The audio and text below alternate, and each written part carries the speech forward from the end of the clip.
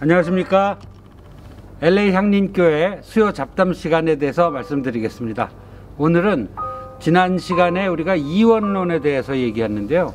그 이원론이 유대인들에게 전해지면서 어떤 변화들이 생겨나고 어떤 신관들이 변화가 되고 뭐 이런 내용들을 아마 얘기하실 것 같습니다. 오늘 얘기도 많이 기대해 주시면 감사하겠습니다. 안녕하세요. LA 향림교회 수요 잡담, 오늘도 어김없이 돌아왔습니다. 지난 시간에 우리가 하려고 했던 얘기를 다 못 마치는 바람에 회차를 한번 늘렸습니다. 그래서 지난주에는 이원론에 관해서 말씀드렸고요. 오늘은 이제 그 이후에 하려고 하셨던 얘기들을 들어볼 시간인데요. 목사님, 네, 시작하시죠. 예. 자, 지난주에 사실은 계획했던 얘기는 더 길었습니다. 그런데 너무 오래 하는 거는 예의가 아니라고 생각해가지고 끊었습니다. 그래서 둘로 나눠서 하게 되는데 지난주에 얘기했던 내용을 반복하지는 않겠습니다. 지금 마지막으로 한 얘기만 반복하면은 신에 대한 생각, 신이 누구냐, 하나님이 누구냐, 어떤 분이냐에 대한 생각, 그 다음에 사람은 누군가, 나는 누군가에 대한 생각, 그 다음에 좀 뜬금없어 보이지만 사탄은 어디서 태어났고 어떻게 탄생했고 왜 사람들은 사탄이라는 존재를 상정하고 그의 역할이 있다고 생각하게 됐는지 하는 거, 그 다음에 또 세상은 어떤지, 세상은 과연 끝이 있는지, 끝이 있다면 그 종말은 어떻게 이루어질 건지, 그 다음에 또 구세주는 왜 필요한 건지, 이런 얘기들이 다 연결되어 있다고 말씀드렸습니다. 서로 동떨어져서 서로 다른 시간대에 다른 장소에서 발달했지만 서로 이렇게, 예를 들어서 하나님에 대한 생각도 서로 이렇게 연결이 되기 시작했고, 그게 이제 헬레니즘 때문에 그런 거죠.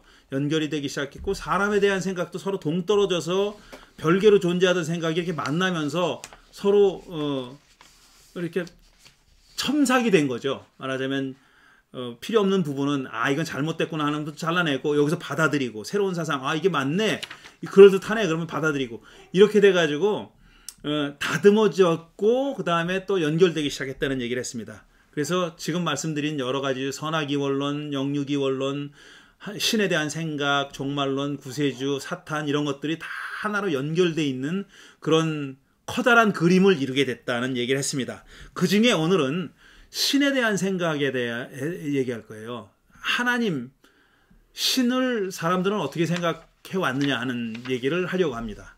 그게 그리스 철학에 들어와 가지고 정말 혁명적인 변화가 일어납니다. 근데 그리스 철학, 그리스 과학이 소개되면서 대단히 큰 변화가 일어난 겁니다. 그 과정을 오늘 말씀드리려고 합니다. 그리고 시간이 좀 허락하면은 그에 따른 어떤 우주에 대한 생각까지도 말씀드리려고 합니다. 우리가 전에 지난 여름에 공부했던 하나님 유일신에 관한, 하나님에 관한 생각에서 얘기했지만, 처음에는 이게 다신교가 자연스러웠습니다. 또 사실은 다신교가 자연스러운 생각이에요. 사람이 여럿인데 신도 여럿이라고 생각하는 게 당연한 겁니다. 지금은 우리가 일신교가 득세해서 소위 3대 유일신교가 종교의 큰 부분을 차지하고 있지만, 그 다음에 또 유럽 서구 세계의 지배적인 종교이긴 하지만, 그래서 일신교가 마치 종교의 대표주자인 것처럼 생각되지만 고대에는 안 그랬습니다. 고대에는 일신교는 굉장히 어색한 거예요. 자연스럽지 않은 거예요. 사람이 많은데 신도 많지, 많은 게 당연하지, 다수라고 생각하는 게 자연스러웠었어요. 그래서 오랫동안 인류는 다신교를 믿어왔습니다. 그게 대부분의 문명권에서 그렇게 했죠. 특히 우리의 얘기의 그 무대가 되는 메소포타미아, 에집트, 가나안 지방에는 다 다신교가 99.99%였었습니다. 에집트에 잠시 일신교의 시대가 있었지만 금방 사라졌고요. 그 다음에 일신을 믿었던 유일한 종족이 이스라엘 사람들이에요. 근데 이스라엘 사람들을 둘러싸고 있던, 이스라엘 종족을 둘러싸고 있던 문화권은 전적으로 다신교였거든요. 그러다가 이스라엘 안에서 이제 차차 일신교가 또 부각됩니다. 그건 뭐냐면은 신은 여럿이지만 나는 요 신만 믿겠다 이거예요. 그러니까 다신교의 특징은 뭐냐면은 종족마다 신이 따로 있고 우리의 수호신입니다. 그러니까 이 종족의 A라는 종족의 수호신과 B라는 종족의 수호신 다른 신이에요. 그 다음에 A라는 종족 안에서도 신이 여럿인데 그 중에서도 예를 들어서 이 신은 폭풍을 관장하고 이 신은 임신과 출산을 관장하고 저 신은 추수를 관장하고 뭐 이 신은 아름다움을 관장하고 이런 그 신 간의 어떤 일종의 분업이라고 할 수 있는 특기를 가지고 있는 다양한 신이 존재한다는 신앙을 가지고 있었죠. 그런데 그게 일반적인 다신교인데 차차 일신교가 등장한 겁니다. 영어로 얘기하자면 히노스이즘이라 혹은 모노라트리라고 부르는 건데 신이 여럿이지만 우리는 이 신만 믿겠다. 그리고 이 신이 죄다 한다. 여러 신이 각기 분업적으로 한다고 믿었던 일을 우리는 이 신이 죄다 하는 걸로 믿겠다. 이게 일신교예요. 다른 신의 존재를 인정하지만 있다고 믿지만 우리는 그 신을 안 믿겠다 이겁니다. 그러다가 나중에 이제 유일신, 신은 오로지 이 신밖에 없다. 하나밖에 없다. 모노티즘으로 나간 겁니다. 유일신교로 나갔는데 유일신교도 두 가지로 나눌 수 있죠. 여러 신들의 다양한 요소들을 다 흡수해가지고 커다란 하나가 된 신이 있어요. 그거는 포용적 유일신교라고 얘기할 수 있어요. 인클루시브 모노티즘이라고. 그 다음에 그렇지 않고 다른 신들은 다 가짜고 다 우상이고 쓸데없는 저 신상 쪼가리들이고 이 신만 진짜다. 이게 배타적인 유일신교입니다. 익스클루시브 모노티즘이라는 거예요. 이스라엘 사람들이 결국은 익스클루시브 모노티스트가 된 거죠. 배타적인 유일신론자가 된 거죠. 이런 과정이 있습니다. 지금 보여드리는 그림은 이 두 개는 전에도 보셨던 거죠. 다신교를 상징하는 주로 이제 메소포타미아 가나안 지방의 다신, 그 다음에 에집트 지방의 다신, 오른쪽 거고요. 그 다음에 왼쪽 밑에가 그 모노라트리의 상징입니다. 일신교. 여럿 있잖아요. 근데 우뚝 솟아있는 한 신이 있죠. 이걸 믿는 거고. 유일신교로 들어오면 형체가 없어요. 형체가 없다고 믿었어요. 그래서 이게 손가락 하나로 그림을 표현할 수밖에 없는 거예요. 형체가 없으니까. 예. 목사님, 여기에 지금 그 단계적으로 우리 하단에 보여드렸던 자막에 있는 그 단계적으로 변화된 과정이 예. 전 세계적으로 혹은 뭐 일반적으로 다 이 흐름을 따라갔다는 얘기가 아니고 그렇지는 않죠. 이게 이제 그 이스라엘 혹은 유대를 중심으로 놓고 그 사람들의 어떤 신을 대하는 개념이 변해간 과정을 따라가는 그렇죠. 거죠. 예. 우리가 왜 그러냐면 우리가 결국은 지금 구약과 신약을 공부하는 거니까 거기에 초점을 맞춰서 얘기한 거예요. 에집트는 일신교로 가지 않았어요.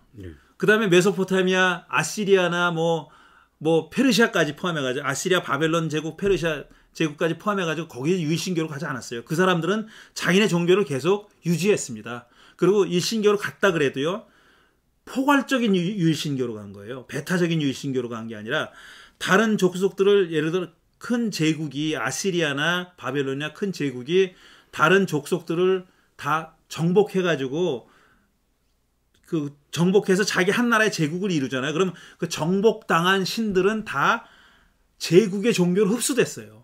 걔네들은 안 믿고 이제 제국의 종교를 믿는 거예요. 그 대신 이 신들을 가짜라고 생각하지 않아요. 우리가 이겨서 우리가 흡수했다 이렇게 생각하는 거예요. 그 패배한 정복당한 종족들의 신들도 다 우리가 믿는, 예를 들어 아수르는 아수르고 그 다음에 바벨론은 마루둑이거든요. 마루둑 수하의 작은 신이 됐다 이렇게 믿는 거예요. 그래서 이 포괄적인 유일신이 되는 거죠. 엄밀하게 말하면 유일신이라고 볼 수는 없지만 그렇게 되는 과정이고, 지금 이 과정은, 지금 설명드린 과정은 특히 이스라엘 사람들 안에 일어났던 변화를 얘기하는 겁니다. 예, 좋은 지적 잘 짚어주셨습니다. 물론 아시아나 아프리카나 이런 데서는 전혀 다르죠. 이거랑 전혀 다른 스토리로 그 신에 대한 생각이 전개됐죠. 그런 거는 그런 내용들은 우리가 지금 다루지 않습니다. 자, 그러면은 신이 이런 식으로 숫자가 줄었어요. 신의 숫자가 줄었는데 그에 따라서 변화된 것들이 있습니다. 유일신교까지 해가지고요. 다신교와 일신교와 유일신교 안에서는 다 어떻게 생각했냐면 세상에서 일어나는 모든 일, 모든 사건, 사고, 천재지변, 자연의 변화, 인간 역사의 변화 이런 모든 걸 다 포함해가지고 그런 것들의 유일한 원인이 신이다 이렇게 생각했어요. 모든 일도 다 신이 일으키는 겁니다. 모든 일들을 신이 일으키는 거예요. 신의 의지 바깥에서 일어나는 일은 하나도 없어요. 모든 일을 다 신의 계획과 목적 안에서 이루어지는 거예요. 말하자면 우연이라는 건 존재하지 않아요. 우연히 일어난 일은 존재하지 않아요.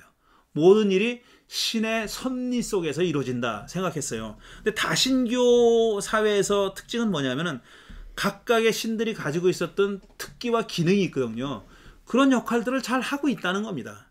그래서 그 신들이 자기들의 역할을 잘 하는 동안은 세상이 조화로운 거예요. 우주가 조화로운 거예요. 조화롭게 가는 거예요. 그래서 비가 내릴 때는 비가 와야 되고 그러면 그 신이 성이 나지 않은 거예요. 그래서 사람들을 잘 돌보기로 작정을 해가지고 그 말은 뭐냐면 사람들이 그 신을 잘 봉양해서 마음에 들어서 기분이 좋아서 사람들이 원하는 걸 다 제때제때 해주는 겁니다. 그리고 조화가 잘 이루어져가지고 세상이 만사 평안한 거예요. 근데 만약에 어떤 신에 대한 봉양이 부족해. 그러면 그 신이 화가 났어. 그러면 그 신이 해야 할 일을 안 해요. 하도록 기대되는 일을 안 해요. 그러면 자연의 조화가 어그러진다고 생각한 거예요. 그건 하모니가 깨지는 거예요. 하모니가 깨진 책임은 누구에게 있다? 사람에게 있는 거예요. 그래서 이 시대에는 신이 선하고 악하고가 없어요. 악신과 선신이 없어요. 다 선해. 심지어는 사람에게 불행을 가져다 준다고 믿었던 신도 악해서 그런 게 아니에요. 자기 자압이 그거니까 그렇게 하는 거예요. 그 일을 하는 거니까. 물론 고대 이제 가나안과 메소포타미아 지역에서는 그런 신이 없어요. 그런 신은 없지만 그리스에는 그런 신이 있어요. 그게 페이트입니다. 그게 운명이라는 신이에요. 운명. 운명은 나쁜 일이 일어나게 해요. 그래서 비극이 탄생하는 겁니다. 근데 그게 운명이 나쁜 게 아니에요. 걔가 하는 일이 그런 거예요. 그냥. 그걸 선악 판단 안 합니다. 도덕적인 판단 안 해요. 자, 그랬어요. 그래서 지금 일신론이든 유일신론이든 다신교든 간에 세상에 일어나는 모든 일은 신이나 혹은 신들의 의지가 작용해서 계획과 목적에 따라서 일어나는 일이기 때문에 거기에 도덕적인 판단을 할 수가 없고 이게 정의롭다, 부정하다라는 판단을 내리지 않았어요. 그 말은 선한 신과 악한 신이 없다는 얘기입니다. 그랬었어요. 그런 시대였었어요. 그런데 그렇게 믿었는데 이제 이스라엘을 중심으로 보면은 바벨론의 포로로 잡혀가가지고 처음에 초기에는 어떻게 생각했냐면은 하나님 우리가 하나님의 계명을 잘 못 지켜가지고 우리가 하나님 벌을 받고 있다 이렇게 생각했고 이 벌은 일종의 교육적인 목적을 가지고 있다. 우리를 철들게 하려고 우리를 정신 차리게 하려고 하나님이 매를 때리는 거다. 사랑의 매를 때리는 거다. 이렇게 생각했습니다.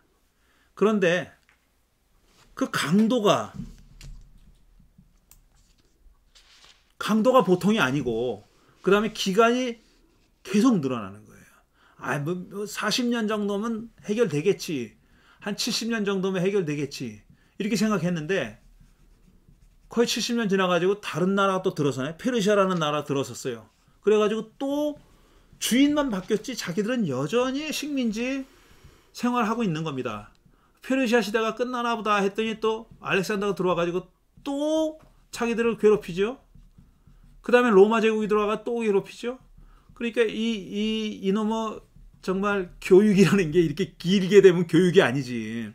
그리고 사랑의 매도 그렇게 죽어라고 패는데 무슨 사랑의 매예요. 그거는 징벌이고 의심할 수밖에 없죠.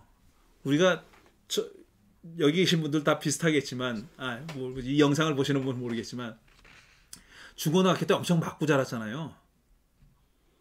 뭐 잘못하지도 않았는데 그냥 그 이상하게 선생들이 그렇게 팼어요. 사람들을, 학생들을. 근데 너무 맞으면요. 저는 미쳐서 그러는 거지 내가 뭘 잘못해서 그러는 게 아니다라는 생각이 들죠. 그래서 선생님이 학교마다 꼭 선생님이 미친 개가 미친 한 개가 명씩 있잖아요. 꼭 네. 미친 개가 한 명 이상 있어요. 한 명 이상 꼭 있어요. 근데 그 사람은 뭘 교육을 하려고 교육적 효과, 사랑의 매 그런 거 아니에요. 그런 느낌이 안 들어요. 그냥 저는 미쳐서 패는구나 이런 생각이 들지 않습니까? 이스라엘 사람들도 비슷한 생각을 하게 된 겁니다. 이건 교육적인 매가 아니다. 하나님 우리를 뭘 깨우치게 하려고 벌을 주는 게 아니다. 또 우리가 잘못을 했기로서니 이 정도로 잘못했나? 우리가 이 정도 긴 세월을 압박과 서름 가운데 살 수밖에 없을 그런 죄를 저질렀나? 아닌 것 같은 거예요. 딱 그런 상황에서 페르시아 시대 때 조로아스터교라는 것을 소개받은 거예요. 이스라엘 사람들이. 메소포타미아에 잡혀가 있던 사람들이 먼저 그걸 받아들였죠. 왜냐하면 제국이 바뀌었어요. 근데 페르시아 사람들은 이 사람들은 종족이 달라요. 인도 유로피언족이에요. 인도족이에요. 인도 유로피언족입니다.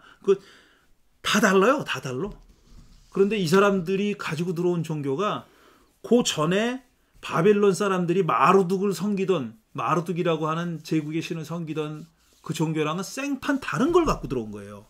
그게 뭐냐면 조로아스터교입니다. 조로아스터교가 얘기하는 게 전에도 설명드렸지만 세상은 선과 악으로 탁 나눠져 있어요. 선신과 악신이 죽어라고 싸워요. 서로 이기려고. 근데 졸개를 많이 확보하는 게 문제야. 관건이에요. 그래가지고 사람들을 계속 자기 졸개로 끌어들이려고 싸우는 거죠. 이런 듣도 보도 못한 생각을 알게 된 거예요. 이스라엘 사람들이. 이건 뭐야? 처음에는 이건 뭐야 했겠죠. 전혀 접해보지 않은 생각이니까.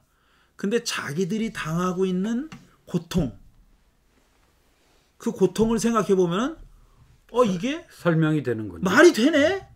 이래서 그런가 보다. 그러니까 조로아스터도 그렇거든요. 선신이 위에 있어요. 아우라 마즈다가 아리만보다 위에 있어요. 그런데 허용하는 거예요. 지금 싸워주는 거야 말하자면. 궁극적으로는 지가 이겨. 하지만 이 악신도 죽어라고 싸워요. 죽어라고. 그러니까 죽어라고 싸우니까 선신의 능력에 권력에 비등할 만한 능력을 가지고 있는 거예요. 그래서 이게 사실 겉으로 보면 누가 이길지 모르는 그런 싸움인데 이스라엘 사람들이 세상에 혹시 이런 거 아니야? 야훼는 더 높은 신인데 야훼에 필적할 만한 어떤 다른 악한 놈이 있어가지고 지금 우리가 당하는 것도 겪는 이 고통과 불행과 이것들도 이놈 때문에 그런 거 아닌가? 라고 생각하게 된 거예요. 근데 물론 아리만이라고 이름 안 불러요. 왜냐면 그건 걔네들 종교니까. 그러고 보니까 구약 성서를 찾아보니까 사탄이란 놈이 있네. 사탄이란 놈이 있는 거예요. 욥기 같은데.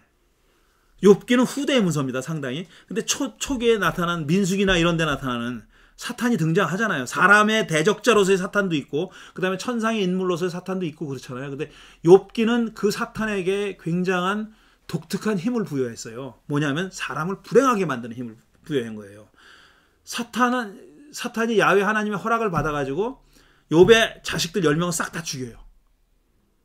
이거는 보통 사람이 하나님이 보통 이렇게 하나님이 동족에게 할 수 있다고 생각하는 범위의 극한입니다.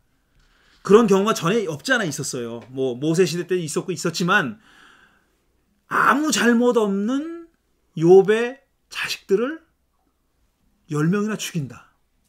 아무 잘못 없는 오히려 하나님이 완벽한 인간이라고 칭송했던 그 욥의 재산을 몽땅 하루아침에 다 몰수해버린다. 이런 일을 사탄이라고 하는 존재가 할 수 있다는 생각에 이르는 겁니다. 사탄이 그냥 하나님의 심부름이나 하는 그런 존재가 아니라 그런 인간의 극한의 불행까지도 초래할 수 있는 존재라고 하는 생각이 욥기에 이미 드러나 있어요. 그러니까 욥기 이후의 시대 사람들은 뭐냐면은 조로아스터교의 소개를 받은 사람들은 와, 우리가 우리 민족이 겪고 있는 이 불행은 사실 하나님이 저놈한테 허용해가지고 저놈이 하는 거로구나. 저 사탄이란 놈이 하는 거로구나 하는 생각을 갖기 시작한 거죠. 그래서 신에 대한 생각이 달라지는 거예요. 이제 모든 일을 다 좋은 일이건 나쁜 일이건 다 하나님이 한다라고 믿었던 그런 생각에서부터 불행한 일을 하나님에게서 좀 떼놓기 시작한 거예요. 하나님이 그런 건 아니야. 하나님이 적어도 일으킨 일은 아니야.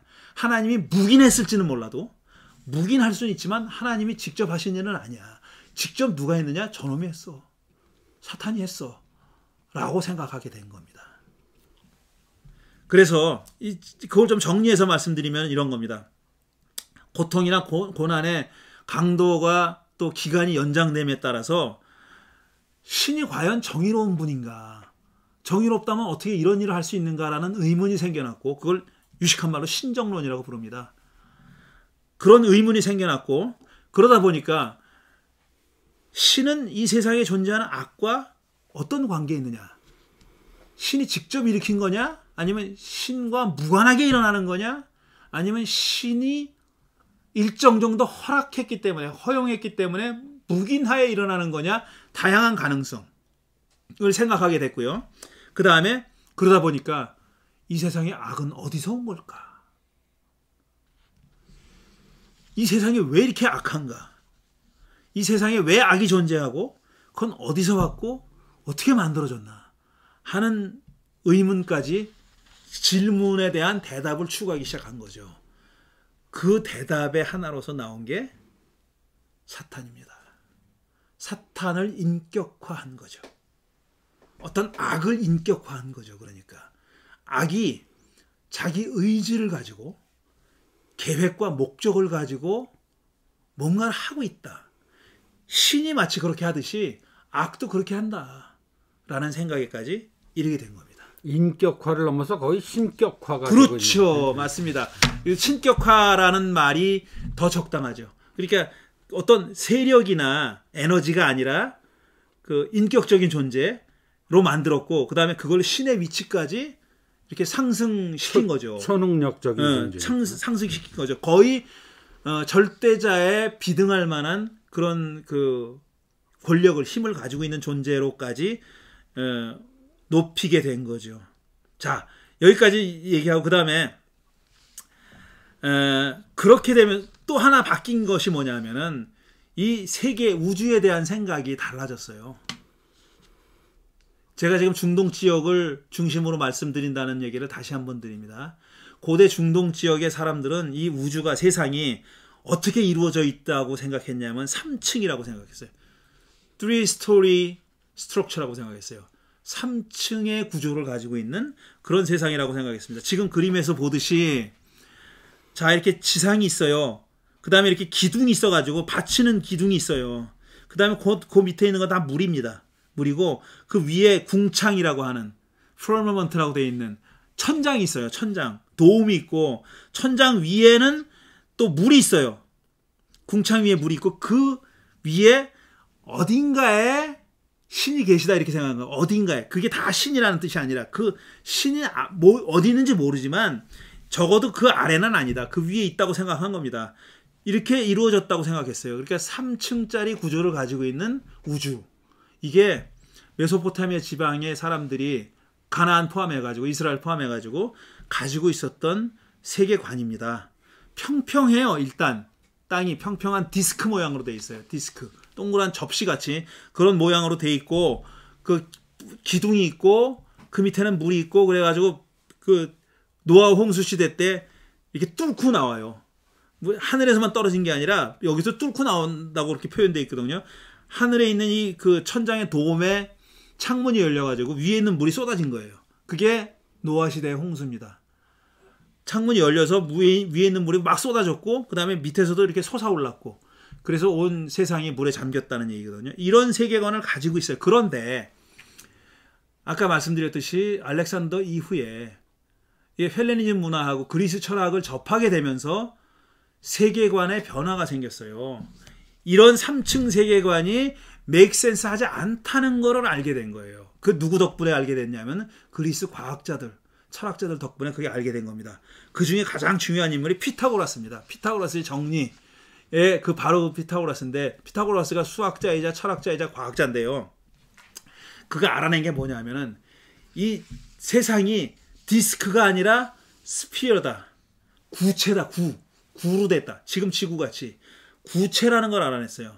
그걸 발견했고요. 구체라는 걸 발견했고, 그 다음에 우주에 대한 생각이 완전히 달라졌어요. 지금 3층 구조라는 거는 이 사람들은, 그리스 사람은 생각해 본 적이 없고, 이 구체를 둘러싸고 있는, 지금 그림에서 보이는데 구체를 둘러싸고 여러 개의 하늘이 있습니다. 여러 개의 우주가 있어요.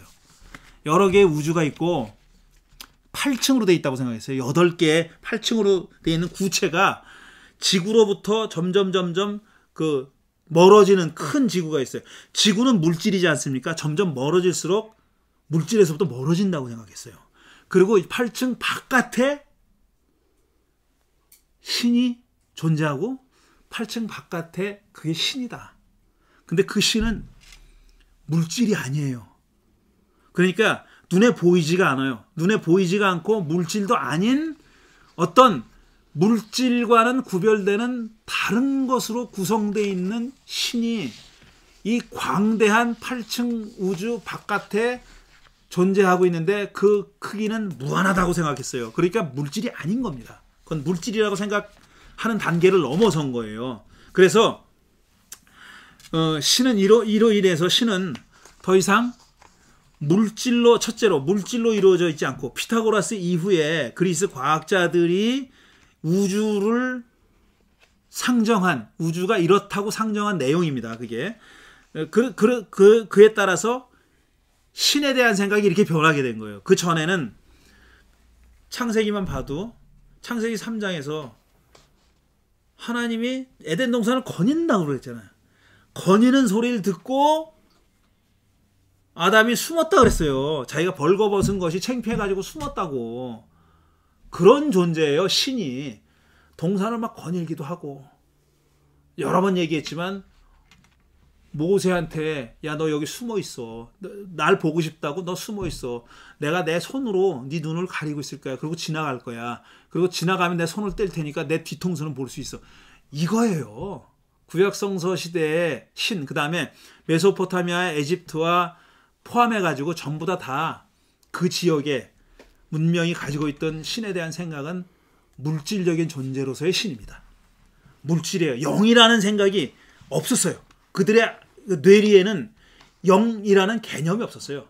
소울 혹은 스피릿이라는 개념이 없었다고요. 그런 게 그냥 인간은 그냥 눈에 보이는 물질로 만들어진 거고, 거기다가 신이 그 안에다가 자기 숨을 불어넣어 가지고 살아있는 생명이 된 거예요. 그게 창세기 나오는 얘기잖아요. 먼지로 만들어서, 흙으로 만들어서 코에다가 숨을 불어넣어서 아담이 됐잖아요. 인간에 대한 생각이 딱 거기에 머물러 있었죠.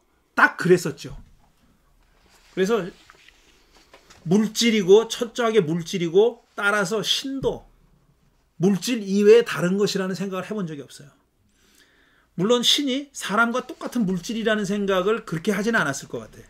그렇지만 물질이 아닌 다른 것이라는 생각이 없었으니까, 그 시대는 물질 아닌 영이라는 존재를 상정해 본 적이 없으니까 그냥 그런 생각을 안 했던 거예요. 묻지도 않았죠. 그리고 기껏 할 수 있는 게 숨을 얘기해. 숨. 에스겔 38장에 보면은 그 뼈다귀가 가득 찬 골짜기에 숨이 몰아쳐가지고 살아나잖아요, 걔네들이. 그게 하나님의 숨이잖아요. 그 숨도 물질이라고요. 그 비물질이라고 생각해 본 적이 없는 거예요. 비물질이라는 생각이 고대 이 사람들에게는 없었어요. 그런 개념이. 그런데 그 개념을 처음 인류의 역사에 등장시킨 사람이 그리스 사람들입니다. 그리고 그 비물질이 그걸 영이라고 부른 거고, 신은 그런 영적인 존재다 라는 생각을 하게 된 거예요. 그리고 그 신은 enormous, 엄청나게 커. 상상할 수 없는 정도 커.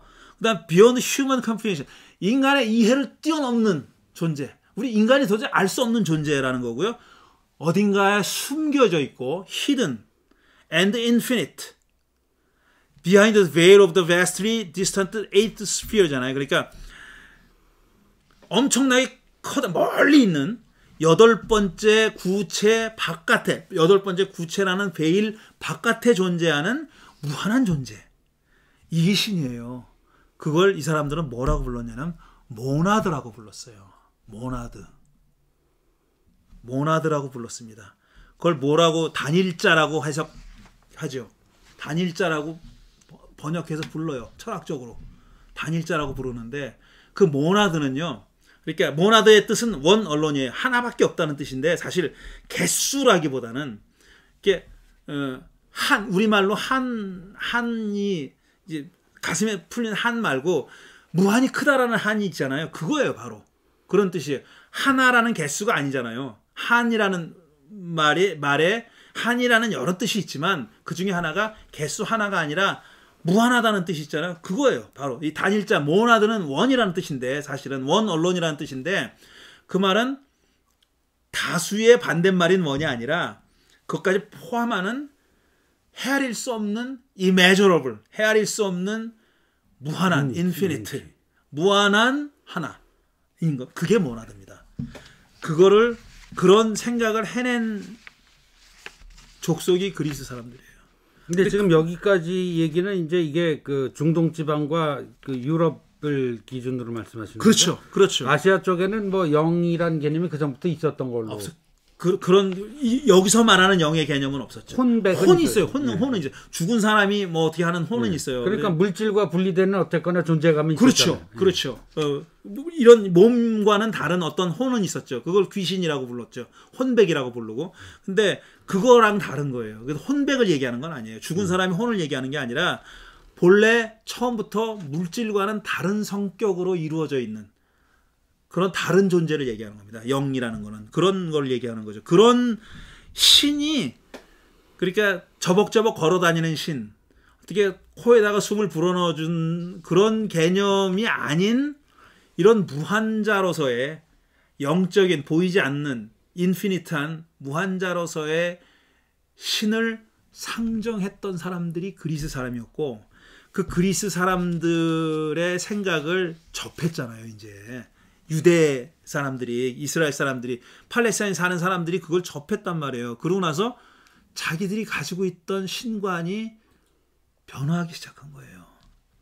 자기들이 굉장히 정말 의인론적이잖아. 엔트로포몰픽하잖아요. 사람처럼 생각했잖아요. 계속 신을 사람에 빗대서 생각했고 사람이라는 한계를 넘어서서 생각하지 못했어요. 그런데 이 그리스 사람 덕분에 사람의 경계를 넘어서는 전적으로 다른 존재로서의 신을 생각하기 시작한 거죠. 그러다 보니까 그럼 우주는 어떻게 생각해놨냐? 이 사람들 얘기입니다. 그리스 사람들 얘기입니다. 우주가 본래는 신이, 이게 참 표현하기 어려운 건데 overflow in joy라고 표현했어요. 왜냐면 기쁨으로 넘쳐 흘렀다는 거예요. 신이 완전히 스피릿으로 이루어진 존재인데 이게 그냥 어떤 의지를 가지게 됐냐면은 이 너무 좋아가지고 이게 흘러 넘친 거예요. 말하는 신성이 흘러 넘쳐가지고 우주가 만들어졌다. 이렇게 생각한 거예요. 신성이 흘러 넘쳐서 우주가 만들어졌다라고 생각한 겁니다. 그게 이 사람들의 근본적인 우주가 아니에요. 기본적인 우주가 아니에요. 그래서 이 동그라미가 여러 개 있잖아요. 아까 그림에서 지금 이거는 우주를 그린 거고 동그라미가 여러 개 있는 그림 보면은 8층이요? 예, 8층인데 멀어질수록 스피리추얼한 겁니다. 안으로 들어갈수록 머티리얼한 거예요. 물질 이 가운데 있는 이게 세상이에요. 지구 세상이고 지구고 이게 점점 멀어질수록 하나님에게 가까워지는 거예요. 점점 더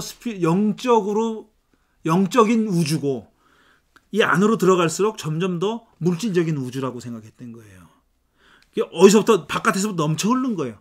넘쳐 흘러가지고 점점 멀어질수록 영적인 성격이 줄어든다고 생각했고 그 끝에 물질이 태어났다. 그런데 그 물질은 모나드의 작품이 아닌 거라고 생각했어요. 모나드의 작품이 아닌 거라고 생각해요. 왜냐하면은 그리스 철학에서는 사람 몸은 본래 고향을 찾아서 가려고 하는 영혼의 소울의 감옥 혹은 그 소울을 지키는 프로텍트하는 역할을 하는 거라고 믿어졌어요. 부정적으로 생각했던 사람은 감옥이라고 생각했고, 그 다음에 조금 더 긍정적으로 생각했던 사람은 이 물질 세계에서 영혼이 다칠까 봐 몸으로 싸고 보호했다고 생각했어요. 그렇지만 스틸 몸은 물질 세계에 속해 있는 거예요. 그리고 언젠가는 이 영혼은 자기 고향으로 가야 돼. 그건 모나드가 있는 곳으로 가는 거예요. 그래서 층층을 여행하는 거예요. 지금 제일 가운데 있잖아요. 하나하나씩 우주를 여행해가지고 저 끝에까지 도달해야 되는 거예요. 그게 뭐냐면 Journey of the Soul이라고 부르는 거예요. 영의 여행, 영혼의 여행이라고 부르는, 영지주의에서 많이 얘기했고 그리스 철학에서도 많이 얘기했던 바로 그 영혼의 여행이라는 게 바로 그겁니다. 영혼이, 각 개인의 영혼이 몸을 떠나서, 죽으면 떠나게 되는 몸을 떠나서 자기 본향을 찾아가는 기나긴 여행. 다 성공하는 게 아니에요. 영혼마다 다 성공하는 게 아니에요. 그러면 어떻게 되느냐? 다시 떨어져 가지고 다시 몸을 잃고 다시 태어나요. 다시 태어나서 죽으면 다시 그 여행을 계속하는 거예요. 그런 생각을 그리스 사람들이 세상에 소개한 겁니다. 그리고 그 소개를 지금 구약 성서의 전통을 이어받은 이스라엘 사람들이 소개받아 가지고 자기들의 신과 사람에 대한 생각을 변화시킨 거예요. 그 과정이 언제 일어나느냐 하면은 중간 시대 때부터 신약 시대 때까지 계속 일어납니다. 계속. 신약 시대 때 완결된 게 아니에요. 계속 일어나고, 그래서 신약 성서에서도 옛날의 생각을 간직하고 있는 책이 있고, 그 다음에 상대적으로 새로운, 지금 말씀드린 새로운 생각을 받아들인 그쪽이 강한 문서들이 있어요. 요한복음은 새로운 생각을 강하게 받아들인 것이 반영되어 있는 문서예요. 비교해서 마태복음은 전통적인 유대인들의 생각이 더 많이 반영되어 있는 복음서예요. 이렇게 차이가 있습니다. 그러니까 계속 트랜스폼하는 과정인 거예요. 전이되는 과정, 변화의 과정이 있습니다. 그 변화의 과정이 스무스하게 일어난 건 아니에요. 옛날 전통적인 것이 또 저항을 하죠. 어디서 나타나가지고 말도 안 되는 소리를 하고 있어 라고 생각했던 사람들이 있고, 그 다음에 자기들이 그동안 해결하지 못했던 문제들, 그 신학적인 문제들, 삶의 문제들에 대한 해답을 거기서 찾은 사람들도 있고 그렇습니다. 그런 사람들이 그 혼재해 있는 그런 상태였던 거죠. 그래서 좀 정리해 보면은요, 아까 마지막에 말씀드렸잖아요. 그 물질 세계, 제일 가운데 있는 물질 세계는 그건 사람이 그 모나드가 만들었다고 보기에는 너무나 허접해. 말하자면 너무나 허접해요. 그리고 영혼을 방해해. 그러니까 그리스 사람들은 얘 물질 세계를 만든 저급한 신이 따로 있다고 생각했어요. 그게 뭐냐? 데미어즈입니다. 데미어즈라고 부르는 그런 신이에요. 원래 뜻은 skilled workman이나 craftman이라는 그런 이름이, 그런 뜻이라 그러죠. 데미어즈라는 신이 물질 세계를 만들었어요. 그리스 철학에서는 그렇고요. 그 다음에 조로아스터교에서는 데블이 원래는 중립적이었던 물질 세계를 데블이 타락시켰다 그랬어요. 왜냐하면 데블이 물질 세계를 타락시켜야 그 안에 살고 있는 사람들을 자기 편으로 만들 수 있는 거예요. 그게 유리한 거예요. 그래가지고 물질 세계를 타락시켰다고 믿습니다. 약간 차이는 있지만 어쨌든 물질 세계는 문제가 많은 데예요. 이 두 철학이 물질 세계는 문제가 많은 세계다. 그러니까 악하다고 표현해도 되고 뭐 문제가 많다고 표현해도 되고 어쨌든 좋지 않은 거예요. 물질 세계를 좋다고 긍정적으로 평가하지 않습니다. 그리스도 조라스터도 다 부정적으로 평가해요. 근데 그 기원은 달리 설명하지만 근데 그 안에 지금 사람이 살고 있잖아요. 옛날에는 그 이전에는 뭐냐면은 이 물질로 만들어졌는데, 세상에 물질로 만들어졌는데 신이 코에다가 숨을 불어 넣어가지고 물질이 됐다고 믿었고, 그 다음에 메소포타미아에서는 사람이 왜 만들어졌느냐면은 하위 신들이 너무나 고생을 하니까 높은 신들을 봉양하느라고, 닦아주고 씻어주고 먹여주고 뭐 제사 지내고 그걸 다 하위 신들이 했거든요.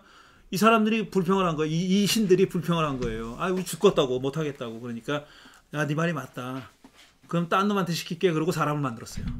사람으로 하여금 신들을 봉양하게 했어요. 그래서 신들을 봉양하는 게 사람의 제일 창조 이유입니다. 그쪽 동네에서는 그랬었어요. 그게 또 사실은 성경에도 희미하지만 반영돼 있어요.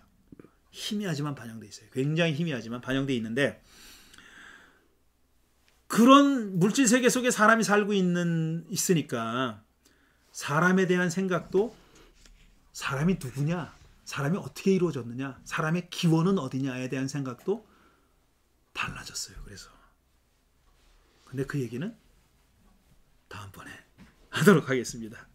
오늘 얘기를 간단히 요약하면 신에 대한 생각이 어떻게 변했느냐 하는 얘기를 했고요. 다신교에서 일신교, 유일신교, 그 다음에 모나드가 등장하면서 그 세계에 모나드가 등장하면서 혁신적인 변화가 일어났다 하는 거고요. 그 모나드 덕분에 우주에 대한 생각도 크게 달라졌다 하는 말씀을 드렸습니다.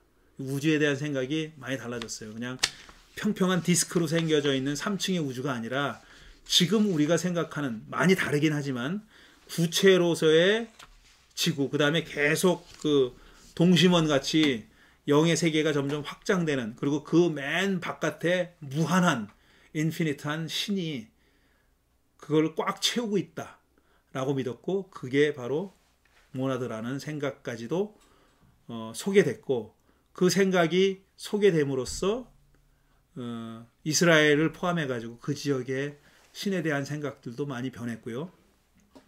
그리고 지금 우리가 기독교인들이 가지고 있는 신관 있잖아요. 우리는 뭐 유일신을 믿는다고 얘기하죠. 근데 우리가 그 분해해보면, 분석해보면요, 익스클루시브 모노테이즘, 그러니까 구약 성서에서부터 자라난 익스클루시브 모노테이즘에다가 모나드가 더해진 거예요.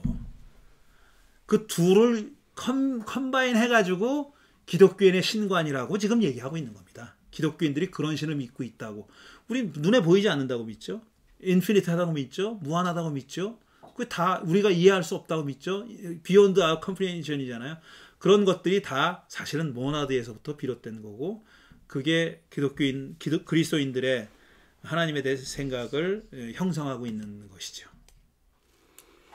예, 말씀을 들어보니까 그 구약 시대와는 전혀 다른 차원의 신관, 세계관, 예. 우주관, 예.